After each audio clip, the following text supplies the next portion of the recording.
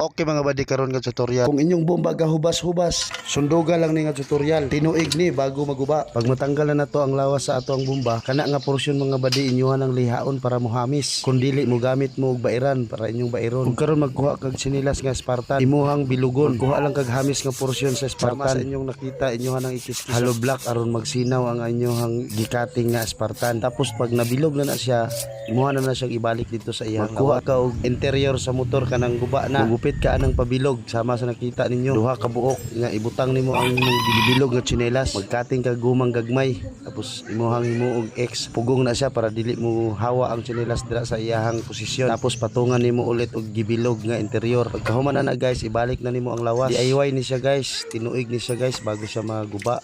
So atoan ang testingan guys. Kung gahubas pa ba. Puno na to na siya tubig guys. Para mabalaan na to kung gababa ba ang tubig. So karon guys, successful ang atong gihimo. Wala gid gababa ang tubig sa bomba. Pag inana guys, matik na. Ato na ng testingan. Para all. Pag nabuhat nimo ni sa inyo guys, pag comment diya sa ubos. Thank you for watching.